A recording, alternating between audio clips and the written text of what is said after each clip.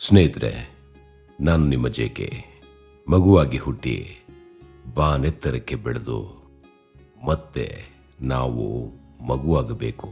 ಹೌದು, ಜಗದ ನಿಯಮ ಇದುವೇ ಅಲ್ಲ. ನಮ್ಮೆಲ್ಲರ ಜೀವನಕ್ಕೂ ಹತ್ತಿರವಾದ ಒಂದು ಪುಟ್ಟ ಕಥೆ ನಿಮ್ಮ ಮುಂದಿಡುವ ಪ್ರಯತ್ನ. ಈ ಕಥೆಯಲ್ಲಿ ಎರಡೇ ಪಾತ್ರಧಾರಿಗಳು. ಒಂದು ಮರ, ಹೌದು, ಒಂದು ಸೇಬಿನ ಮರ.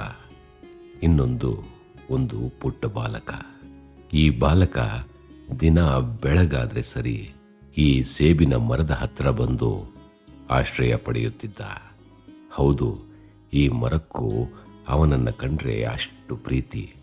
ಬೆಳಗ್ಗಿನಿಂದ ರಾತ್ರಿವರೆಗೂ ಸೇಬಿನ ಮರದ ಜೊತೆ ಅವನ ಆಟ.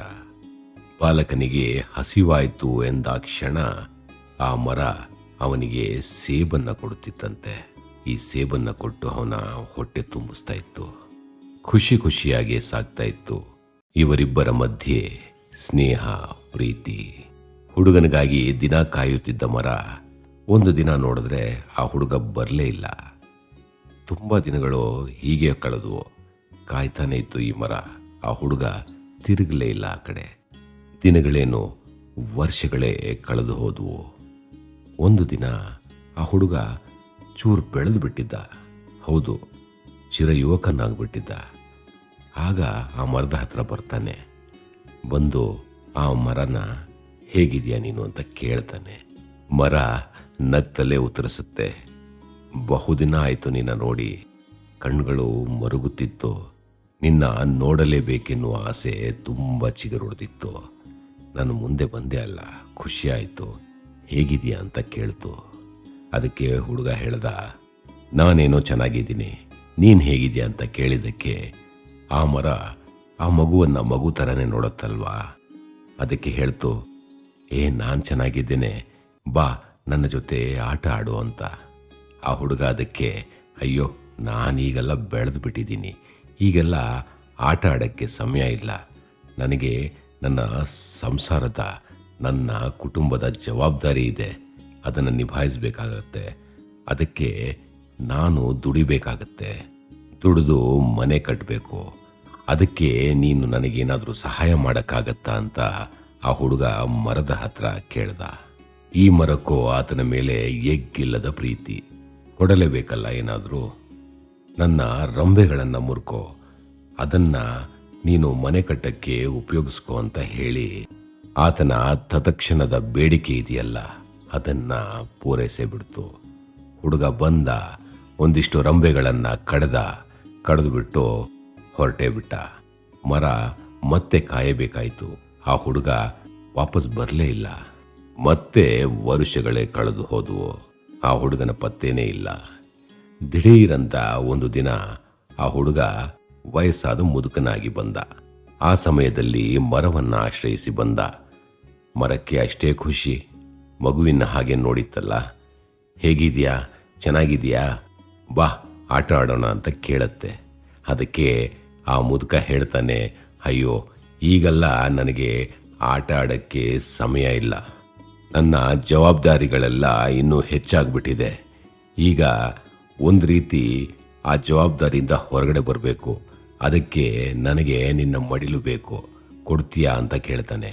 ಅದಕ್ಕೆ ಆ ಮರ ಹೇಳುತ್ತೆ, ಅಯ್ಯೋ, ಇದನ್ನು ನೀನು ಕೇಳಬೇಕಾ?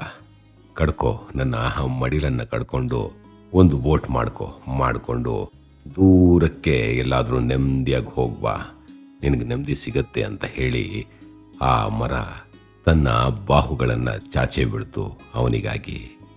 ಹುಡುಗ ಅಲ್ಲ, ಈಗ ಅವನು ಮುದುಕ.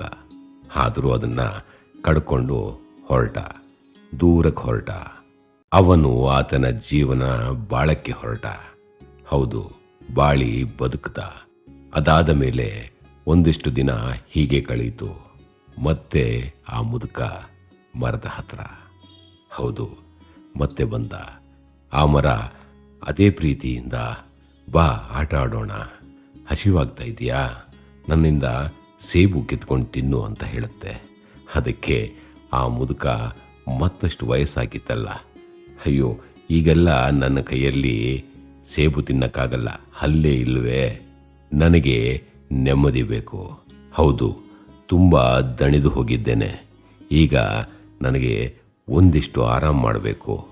ನೀನು ಏನಾದರೂ ನನಗೆ ಸಹಾಯ ಮಾಡೋಕ್ಕಾಗತ್ತಾ ಅಂತ ಕೇಳ್ತಾನೆ. ಅದಕ್ಕೆ ಆ ಮರ ನಗ್ನಗ್ತಾ ಹೇಳತ್ತೆ, ಬಾ, ನನ್ನ ಬುಡಗಳಿದೆಯಲ್ಲ, ಬುಡಗಳು ನಿನಗೆ ಒಳ್ಳೆ ನಿದ್ದೆ ಕೊಡುತ್ತೆ. ಅದಕ್ಕಿಂತ ಪ್ರೀತಿ ಕೊಡುವ ಮಡಿಲು ಬೇರೆ ಸಿಗೋದು ಕಷ್ಟ.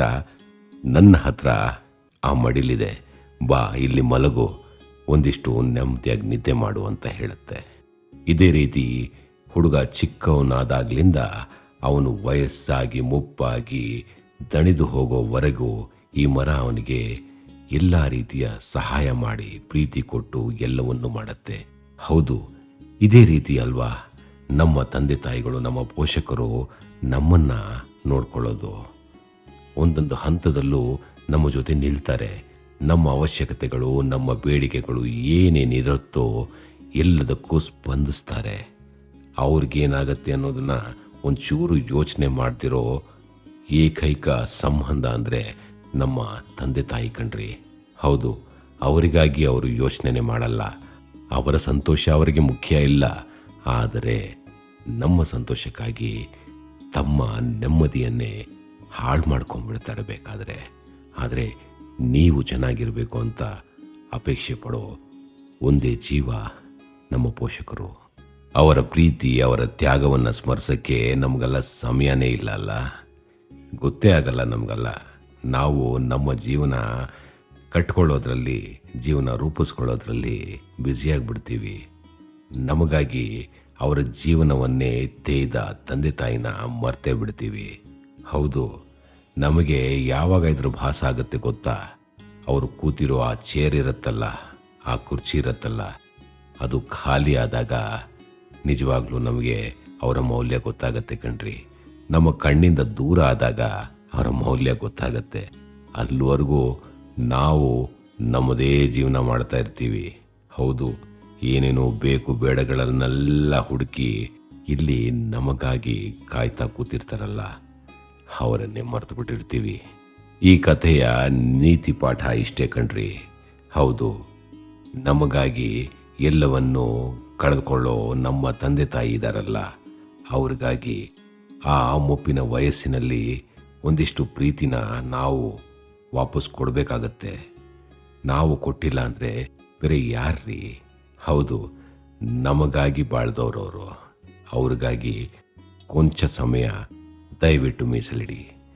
ಆ ಕುರ್ಚಿ ಖಾಲಿ ಆಗಕ್ಕೆ ಮುಂಚೆ ಅವರಿಗೆ ಆ ಪ್ರೀತಿನ ಕೊಟ್ಬಿಡಿ. ದಯವಿಟ್ಟು ಕೊಟ್ಬಿಡಿ. ನಮಸ್ಕಾರ.